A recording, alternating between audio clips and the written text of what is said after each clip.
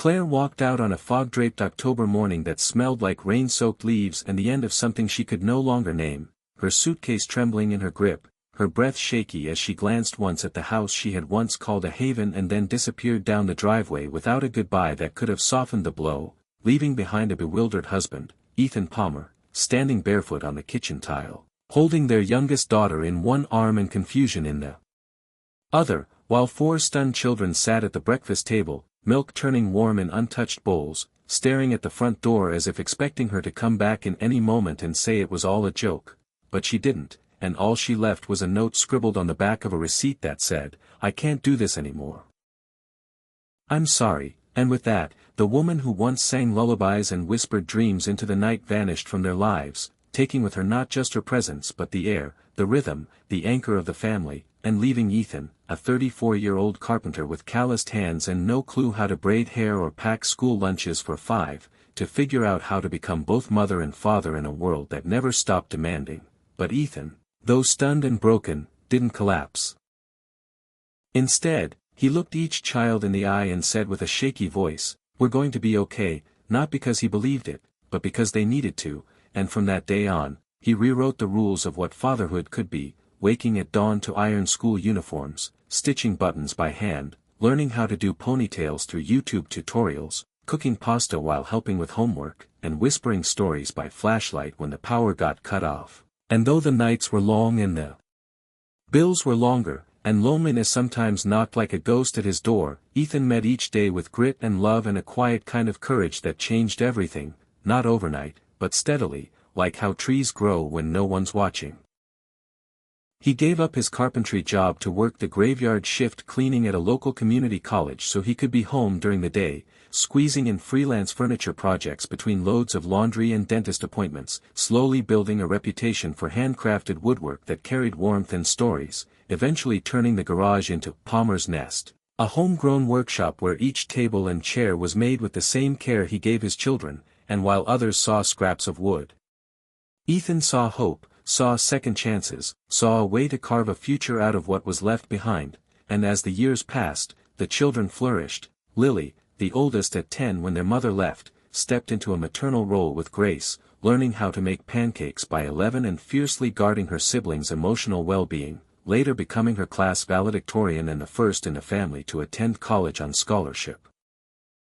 Max, once mute from grief, found his voice through music and math, eventually tutoring other kids who felt invisible. Noah, the middle child with quiet eyes, wrote stories in his notebooks that made teachers cry and became the heart of the family with his soft wisdom. Grace grew herbs in pots and turned the backyard into a small urban farm that fed neighbors during the pandemic, and Mia, who had been a baby in Ethan's arms the day Claire left, never knew what it meant to miss her mother because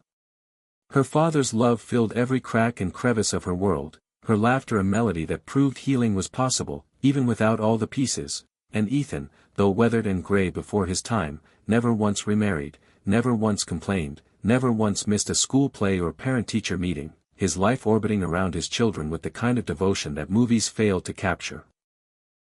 Raw, honest, unfiltered, made of burned dinners and scraped knees and bedtime prayers whispered through exhaustion, his story quietly made waves, and when a local journalist wrote an article titled, "The Man Who Refused to Quit," Ethan became something of a hometown legend, not because he wanted fame but because he reminded people what real love looked like, and that recognition brought orders to his workshop, donations for a larger space, and inspired him to start Strong Roots, a weekend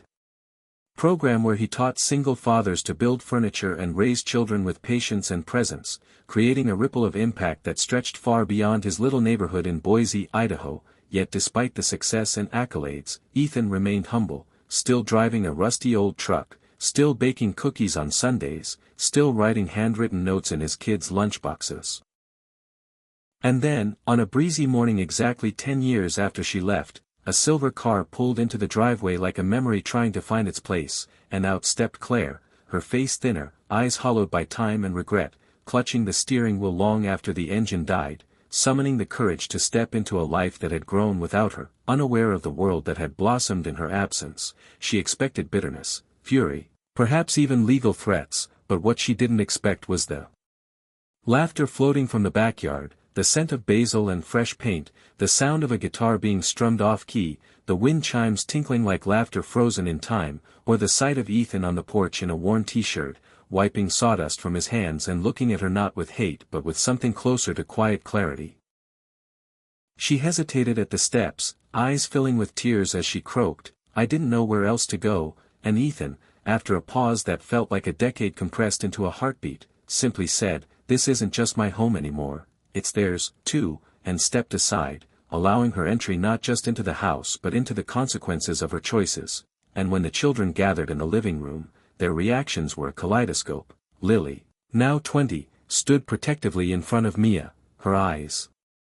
sharp as glass. Max folded his arms, guarded, Grace clutched a mug, unsure, Noah offered a half-nod of recognition, and Mia, wide-eyed and curious, whispered, "Are you my mom?" A question that sliced through the room like thunder. Claire dropped to her knees, tears flowing as she replied, "Yes, but I don't expect you to understand what that means right now," and for a long moment, silence reigned until Mia took a step forward and said, "Do you want to see my garden?" The smallest, kindest invitation, a thread of grace in a tapestry of hurt, and that was the beginning of something new, not a return to what was, but a forging of what could be. And though Lily remained cold for weeks and Max avoided eye contact, and Claire slept in the guest room with a suitcase that remained mostly packed, she stayed, she listened, she volunteered at the community garden, she washed dishes quietly, she joined the Saturday woodworking classes and learned how to shape things with her hands because she had so little to show for the last decade and wanted to build, even in small ways, something good again. Over time, the frost began to thaw. Grace offered her a pair of gardening gloves, Noah read her one of his stories, Max played the piano while she listened in the hallway, and eventually even Lily sat across from her at the kitchen table and said, "I don't forgive you, not yet, but I don't hate you either." And that felt like a mountain moved. Claire began to speak publicly about her battle with postpartum depression, about how shame can silence a person so deeply they forget how to come home, and her honesty became a balm for other women drowning in similar waters, not an excuse but a mirror held up in kindness, and slowly, the community who once whispered now nodded in understanding, and Ethan, gentle, steady Ethan, never once told her what she should have done or who she should have been, never once weaponized her absence, but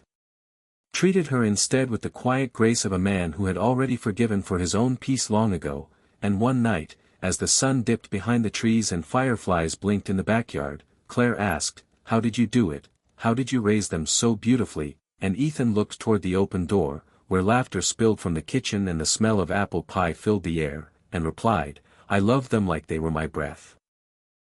And I never stopped showing up." And in that moment, Claire knew that while she could never erase the years she missed, she could still choose to show up now, every day, in big and small ways, and though the road would be long and uneven, it would also be real, and the house, once a place of echoes, became again a place of music, of growth, of redemption, proving that while not all wounds heal completely, the human heart is a stubborn thing. It keeps beating, keeps loving, keeps building, and in the end, their story was not about who left and who stayed, but about what happens when love refuses to give up, when a man takes shattered pieces and builds something beautiful not in spite of the pain but because of it.